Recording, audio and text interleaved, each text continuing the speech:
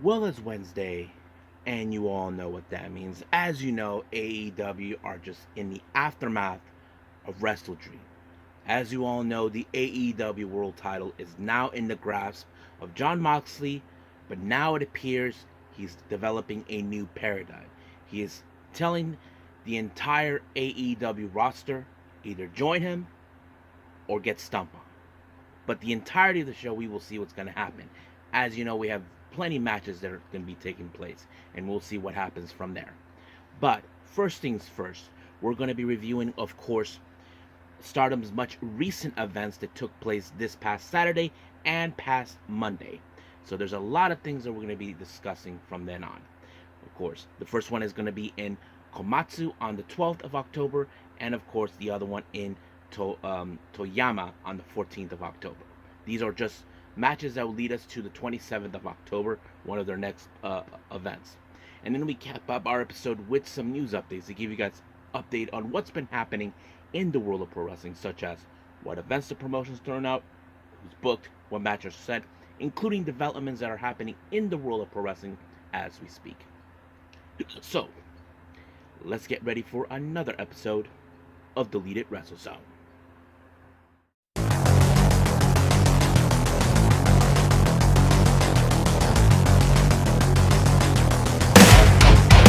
Are you ready? Get up, get up! Get up, get up! Get up, get up! Get up, get up!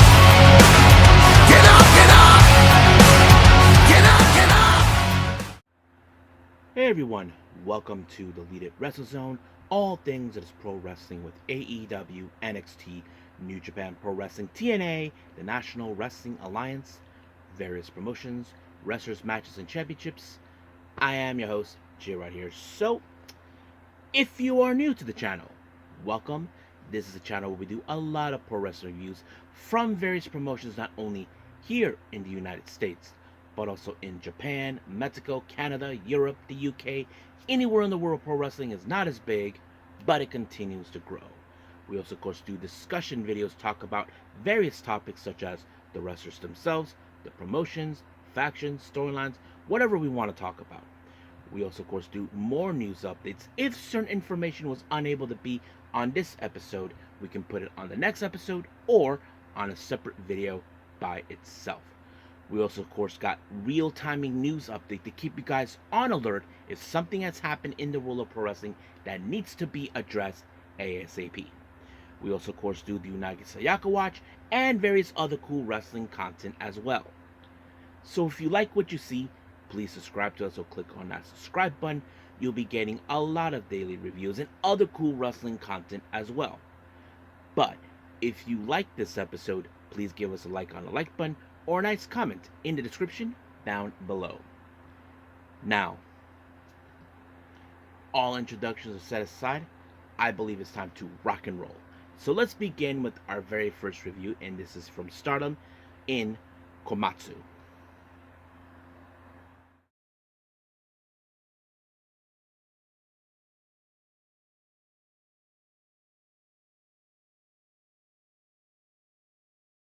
Okay, Stardom in Komatsu.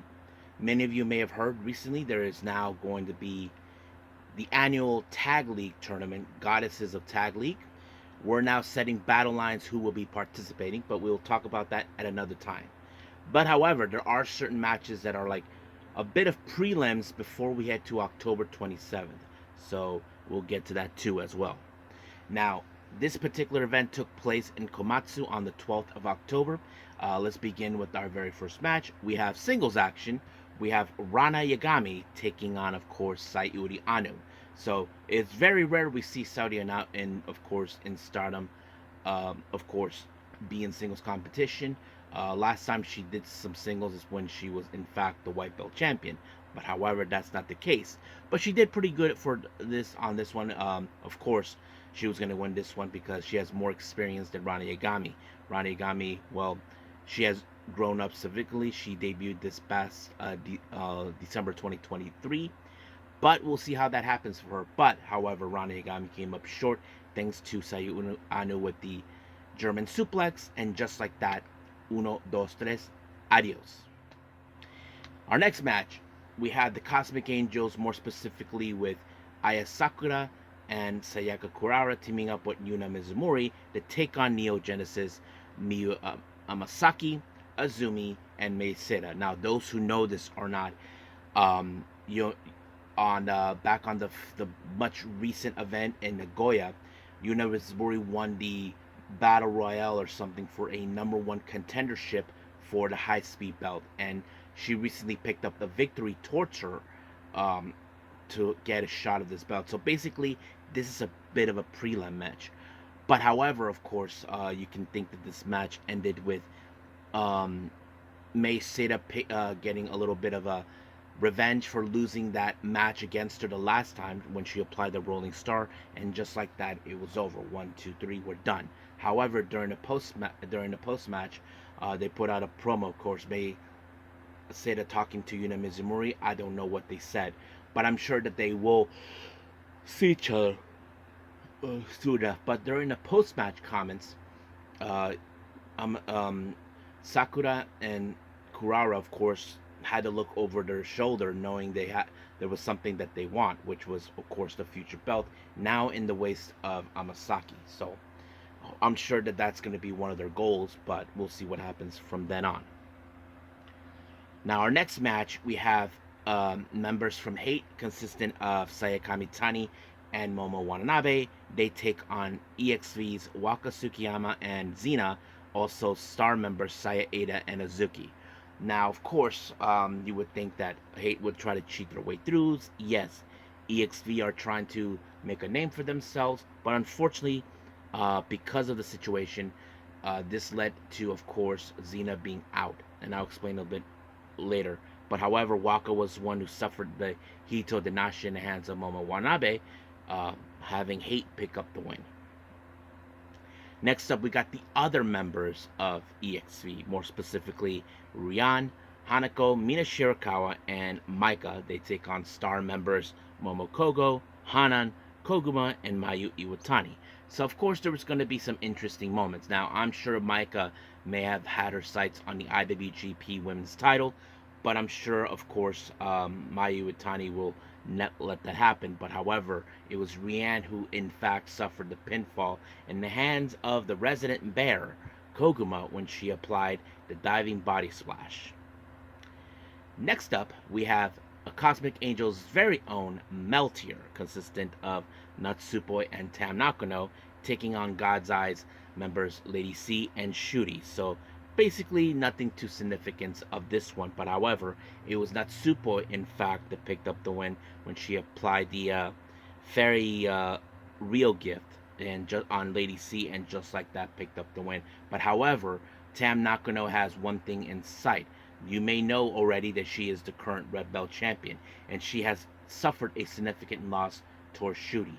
So I'm sure she would love nothing more than get her hands on her and to rectify that loss she had with her about back in 2022, if I might add. But we'll see where that leads us.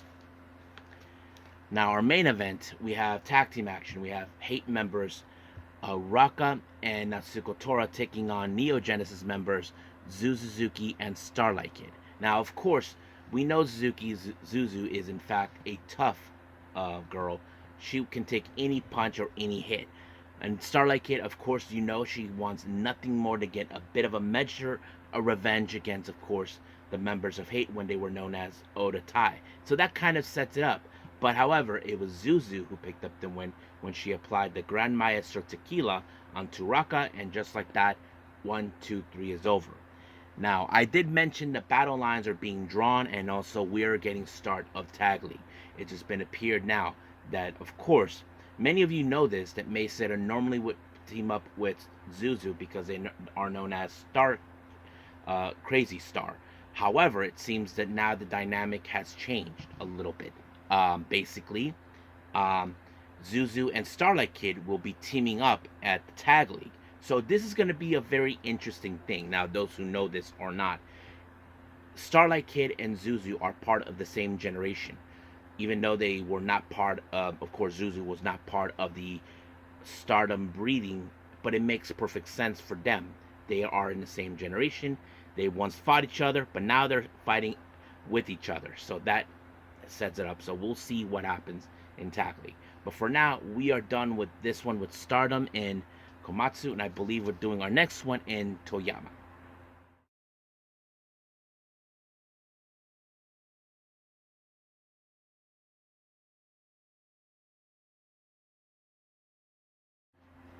Okay, Stardom in Toyama. This is the much recent event that took place this past Monday, I believe, on the 14th of October.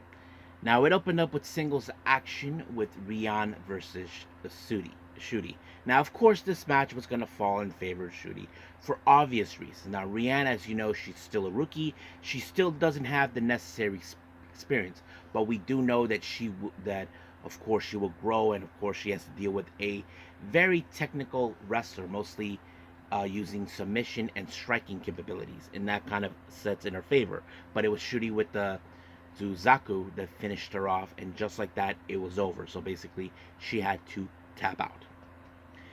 Next up, we have Star members Saya Ida and Koguma taking on Neo Genesis, more specifically Suzuki and Mei Sita. Now, of course, there's going to be a lot of interesting dynamics of this match because, of course, we know Neo Genesis have been making headways. Don't forget, they have currently 2 belts on their with them right now, which is the Future Belt and the High Speed. But, however, it was Koguma who picked up the win when she applied the Kumo roll on Zuzu. So I'm sure this was a disappointing loss for Zuzu to deal with the bear, but that's how it is. Now, our next match, we have God's Eye members Rana Yagami, Lady C taking on the newly formed from EXV Rice or Bread. We're talking about Hanako and Waka. Now, of course, Hanako, we have seen her applying that brand new submission move that was taught to her by none other than Shinsuke Nakamura. But however, that was not the play that played out here. It was Waka that filled up the room by applying an inside cradle onto Lady C, allowing them to pick up the win. So, Rice and Bread won. Next up, we have the Cosmic Angels, consistent of Aya Sakura and Yuna Mizumori, taking on EXV members Mina Shirakawa and Maika. Now, of course, nothing too significant about that, but of course, we could generally can agree that maybe Mina Shirakawa still has a lot of resentments towards the Cosmic Angels. Maybe she thinks that Sakura and Mizumori made the terrible mistake in siding with Tam. Who knows? But however, it was Maika who picked up the win when she applied on Sakura on that to have her and Mina win. However, we do know later that Yuna Mizumori and Aya Sakura will team up in Tag League. So that is something we are fully aware. But that's pretty much it. Excuse me. Next match, we have the members of Hate, consistent of Sayaka Kurara, Konami, and Momo Watanabe. They take on Star members Momo Kogo, Azuki, and Mayu Iwatani. So of course we will see tactics coming from Hate as always. They always have tactics in order to justify their means to win, to prove their point that they're in control of Stardom and they hate everything that happens. But, however, it was Konami that picked up the win with the buzzsaw kick onto Momo Kogo, and just like that, it was over. Now, our main event, we have Neo Genesis, consisting of Miyu Amasaki, Azumi, and Starlight Kid, taking on Cosmic Angel members Sayaka Kurara, Saori Anu, and Tam Nakano. Now, many of you may ask yourselves, how come Natsupoi was not involved? Well, apparently, she had to remain in Tokyo due to the fact that she's participating in an event with her old mentor, Yuriko Ora, along with her BFF, Suri. So, that's a different conversation. But, nonetheless, it will be fine. So, you would think there'll be some good coordination, but however, Kurara was the one who ended up on the wrong side of the fall when she got Tenzai by Amasaki, and just like that, it was over. They picked up the win. But we did learn in the post-match comments that Tam wants to team up with Kurara at Tag League. Many of you may ask yourselves, why would she want that? There were many people to talk about this. Kurara is like a daughter to Tam Nakano. And Kurawa looked up to Tam. She always was inspired with her. Tam's match with Julia back in 2022 was the reason she joined Stardom. So it would make sense. So we'll see what happens until then. But as for Neo Genesis, I have to say they're doing everything right. We'll see what happens from them from here on out. So I'd say we are completely done with Stardom. Let's move on with our last and final review, AEW Dynamite.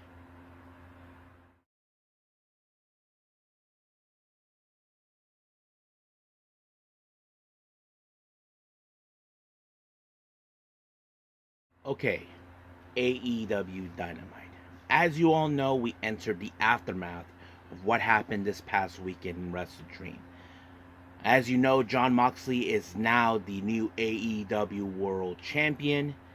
He took out Bryan Danielson in the most despicable way. But not only that, he made his tensions cleared about what his plans are. He feels now that AEW is not in the in the way it should be. He feels that you got wrestlers who are partying, dancing. He feels enough is enough. That has to stop. So he's telling them either join him or get stumped on. So basically, that's the whole point of what has been going on. So he's giving the entire locker room on notice on what's happening. So we'll see where that leads us. Now, we see a promo with Adam Cole talking about one particular person, and that person is none other than MJF. Talking about him and all that. Of course, Cole talked about how he never trusted him and all that because of this. So he even did that. But MJF also put another point when he wasn't even present. He gave his thoughts. He told them that it was his fault that now the people hate him, because now he feels him opening up to Cole is the reason that he has to turn his back on the people. So basically, there's that. So he's not going to give him the satisfaction to face him one on one. But sooner or later, they have to confront each other. But we just don't know when or where. Now, our next match, no, not a match. Our next, we do have an interview with Renee Paquette. She conducted with Chris Jericho. Now, as you know, Jericho lost to Mark Briscoe in WrestleDream for the ROH World Champion. But however, Jericho is now indicating that he said that Mark Briscoe cheating. Bullshit. So anyway, that wasn't true. Now, if you guys don't know what Jericho's implying, he feels that Brian Keith, who was trying to help him, and of course Rocky Romero interference is what caused the cheat. Now, you can say that's a load of horse crap, but however, you got to ask yourself, what does Mark Briscoe think? Well, of course, Mark Briscoe was going to get offended when Jericho opened about his brother once again, saying that I'm going to be a two-time Ring of Honor World Champion, because in retrospective, Jay Briscoe is a two-time Ring of Honor World Champion. So that's the thing. Now he crossed another line. So the real question is now, what Mark Briscoe's going to do? Well, he actually is going to give him his rematch, but it's not going to be a simple match. It's going to be a ladder war match. And this is a match that, of course, many of you may know, because he's been in through of the biggest matches during his career, especially with one particular group, FTR. That's right. So FTR is going to deal with, of course, Chris Jericho's Grease Monkeys, Big Bill, and Brian Keith. So let's get to that. So as you know, we have FTR and the Grease Monkeys, Big Bill, and Brian Keith. Now, you will all think that maybe, somehow, maybe the learning tree will find a way to outmaneuver them. Nope. It was, of course, the Shattered Machine by FTR, pinned by Cash onto the Bad Apple, Brian Keith. Just like that, it was over. But, however, during the post-match, we did see a bit of what's been going on in the back. LFI are now, of course, observing FTR, so it looks more like they have their sights on them. We'll not see. But, however, we did see, of course, the Outrunners showed up. Now, those who know this, the Outrunners were supposed to team up at the 0 hour with FTR, but due to the situation in their home state in North Carolina during Hurricane Helene, that kind of put it on hold. But it's great that they patch things up with that. Now, we do see another interview conducted by Renee Paquette, but this time is with the Acclaim. and Billy Gunn. As you know, they had a successful win against MXL Collection, but the real question is what's next. However, they were interrupted by Shelton Benjamin and MVP. Seems like they're trying to open an olive branch to them to join. Anthony Bowens doesn't seem too compelled, but there was a moment you can tell Max Caster seems tempted in some way. I'm not sure, but yes, we'll see. Now, our next match is a title match. It's the TBS title defendant. Mercedes Moné defends the belt against Queen Aminata, of course. Now, this happened during the 0 hour in WrestleDream where Queen Aminata confronts Mercedes Moné and that sort of thing. Of course, we were going to see Camille get involved there, which is obvious. But, however, it was the statement maker by Mercedes Moné that picked up the win.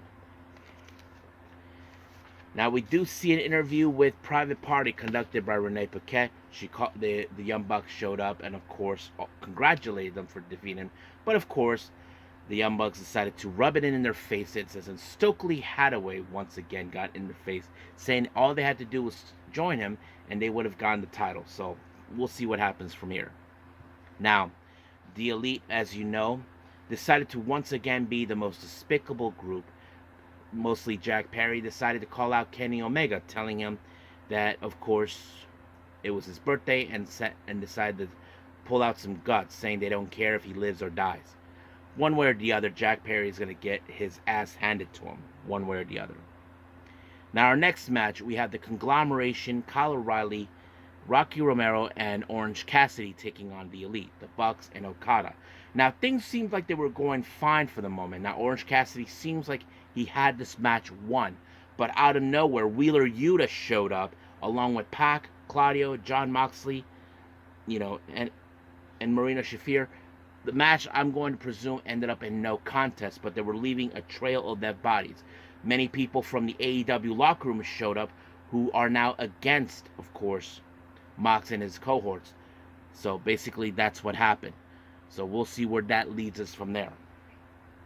Now, of course, Archibald decided to talk to the Bucks what was going on. However, they were not having it. But, of course, Daniel Garcia and the Private Party are telling them, don't you see what you guys are doing? You're allowing this to happen. You're supposed to be the EVPs. So they were not confronting. So now it proves that, of course, maybe the Bucks are lost control, or they just don't simply care. But if I was the Bucks, they talk about they want to make AEW better. But let's see how better they think, because sooner or later, one way or the other, John Moxley would definitely come for those belts that they have around their waist. Our next match, we have Lio Rush versus Shelton Benjamin. Now, this happened during an exclusive interview that you see on AEW's social media. Lio Rush is now All Elite, and they were interrupted by MVP and Shelton Benjamin, so this is what led. Of course, Lio Rush is a fantastic wrestler, but you cannot deny the Shelton Benjamin of his abilities. And he was able to pick up the win by putting him away, and just like that, it was over. However, MVP put out a post-match promo because, as you know, MVP has been trying to get Swerve to side with him, but Swerve denied because, of course, he views Nana as family, not just a businessman. So basically that. Now, of course, what does Swerve have to say? Well, Renee Paquette talked to him in an interview, and of course he told him that, why not? Anytime, any place, anywhere, I don't care. Just do it. Now, of course, Don Callis showed up, to do a little journalism. He doesn't need Tony Schiavone. And of course, as you know, they have Brian Cage on their midst. And their ultimate goal now, their next goal is to win the AEW World Tag Team titles. And then of Kyle O'Reilly also talked about what he did. He said, well, he had no other choice. So that was the main reason. So we'll see what happens from here on out. Now, of course, Mariah May, as you know, she had a successful win against Willow Nightingale at WrestleDream. But the one thing is this, she is not happy. Now, think about it. Why she's not happy? Simple. She's not happy that people are still talking about Toni Storm, even though she thought she was dead. Willow Nightingale is still being showered, regardless of her, of course, losing to her. So she feels that all the attention is not showing up, and of course she's pissed off about it. And of course that weasel Nigel McGuinness is having fun with it. Well, sooner or later someone's gonna have to shut him up. Now, of course, we do see an interview with Ricochet, who is not happy with the results, how this happened. However, he did indicate that he was not the one who lost; it was Will Ospreay. But he did stated that he was going to Collision to put out an open challenge, and apparently someone did answer that challenge, and that challenge is none other than AR Fox. So we will see what happens. Now, of course, with Jon Moxley putting the entire AEW locker room on notice, we have people from Dark Order, Top Flight, Action Andretti, anybody who stands against them. So basically, that's what is going on. So this war now with Jon Moxley and his cohorts, well, is going to get worse and worse. Our next match, we have Jay White versus Christian Cage. Now remember, Jay White, as you know, he had to deal with Christian Cage for what he caused. Basically, Christian Cage got involved with Jay White in some capacity. So, costing them a shot of the trio's belt, you know, resulting of that, you would think so. But however, Nick Wayne tried to get involved by getting, of course, the Bang Bang Gang getting this, being ejected. And of course, Nick Wayne, being a spotty little brat, thinks he got away with it. But it's like, oh, hell no, kid. If we're going to hell, you're coming with me. So they kicked his ass, and they dragged his sorry ass to the back like a whining little girl. And of course, Mama Wayne has to go catch him. Like, my baby! So yeah, but however, you would have thought this would have fallen in favor of Jay White. But however, one person is not too fond of Christian Cage because he thinks that, oh, his father's death is insignificant. So basically, Kip Sabian tried to help Jay White, but unfortunately, Hangman Page, who still has harbor resentment towards Jay White, well, he cost him the match, and then Christian Cage picks up the pinfall. But one thing is for sure, we do know Christian Cage has the contract signing that he will get an opportunity of the AEW title. But a part of me is going to think Jon Moxley is not going to let him get involved. So we'll see what happens here, because if I was Nigel McGuinness, I would consider telling Christian not to do it while Jon Moxley is still the champion. So we'll see what happens from here on out. So we are done with AEW Dynamite. Let's move on with our last and final thing, and that is, of course, news update.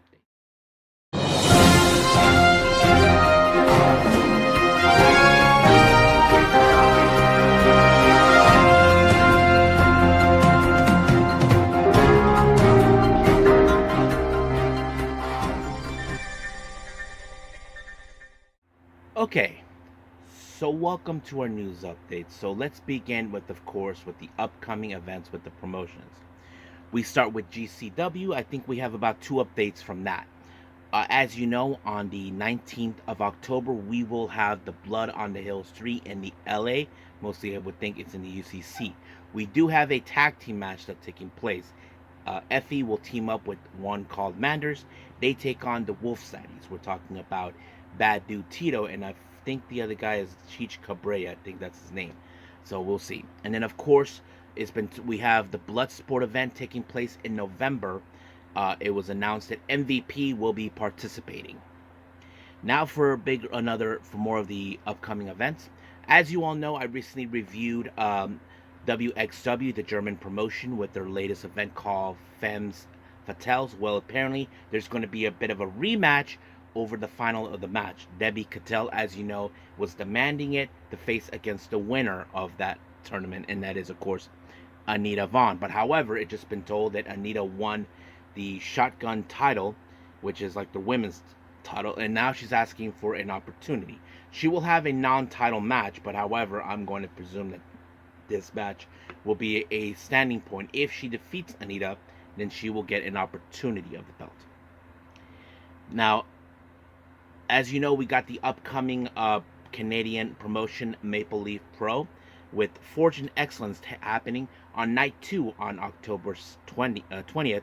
We will have a 6-way scramble match. We have Jake Something versus Trevor Lee versus Stu Grayson versus Shelton Jean versus Mike Rowling versus Alex Zane. And then finally, as you know, Violence and Suffering will no longer be in that brand. They just rebranded themselves to Arrival Wrestling. They just announced for their upcoming event on the 22nd of November that, of course, one half of the Rascals Zachary Wentz will be participating. So that's pretty much what's going on in the upcoming events. Now for some developments. Many of you may know this person or not. Kathy Colis. She is the mother of the Bella twins. Of course, Brie Bella and Nikki Bella. So basically, that's pretty much it. Now, many of you who know this or not, their mom should I say, was married to John Laurinaitis. Now, it has now been foretold that, of course, Kathy and John Laurinaitis are now divorced. Now, I think some of you would guess why. Because of the recent, like a while back, we did hear about the scandal what is happening with Vince McMahon. John Laurinaitis, who's been like his right hand man, was also put on you know, on a spotlight over the situation. So I wouldn't be surprised if that was the case. So it's just now told that he and now the Bella twins, his mother are divorced. TNA has announced for, of course, two women will be participating in Bound for Glory, Wendy Chu and Danny Luna. So that's going to be great. Uh, as you guys know, I reviewed Stardom. Xena, as you know, will be out of action according to what Waka Tsukiyama said. She suffered a torn ligament in her knee, so she'll be out for quite a while. So have a speedy recovery. Thunder Rosa, as you know, she has been wrestling recently. She just recently won the Cabaret Women's title that once held by Mina Samuels that she held for 784 days. So basically, that's pretty much it. Now on the interesting side, Powerhouse Hobbs. Many of you may have heard that he's been medically cleared. This is what, of course, in the clip was foretold. This is what he said: ruptured my patella tendon, a pretty gruesome injury. Me being me, I have been cleared, healed up pretty fast, got the Wolverine syndrome in me a little bit. I'm cleared, I'm back, I'm ready to I've been put out in the internet world that I am cleared. Time to pick up where I left off. So basically, he's pumped to get back. So I think many of you may question.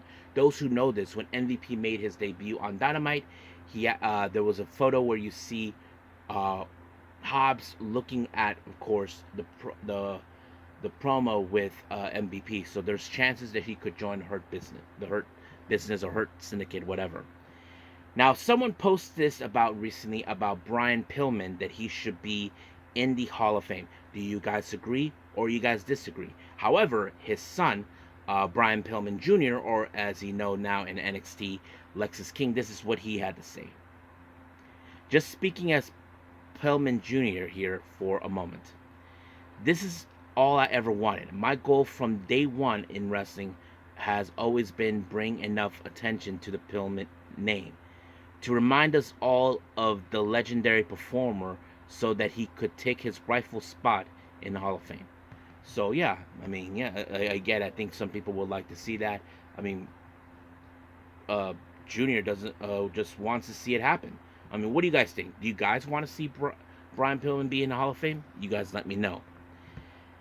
Now, Sean Ross Sapp actually talked about the Fightful Awards, and there was one particular award that features, of course, a match between FTR and the Briscoe brothers, and many people can say that they have the best matches ever, and this is what he had to say.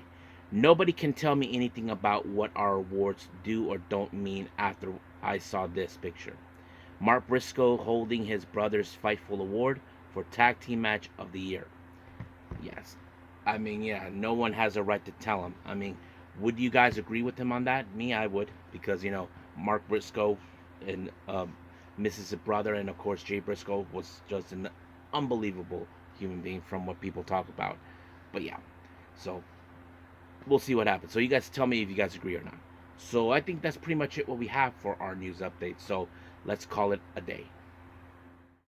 Well, I hope everybody enjoys this episode. Coming up, as you know, we have TNA, so we will see what happens because we are now on the road to Bound for Glory, and I'm sure we do have Ring of Honor, so we'll see what happens from here on out.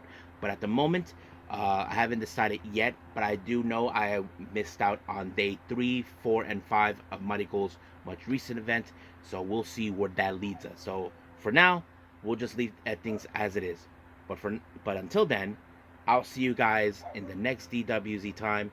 Same DWZ channel. I must bid all of you I do. So, goodbye,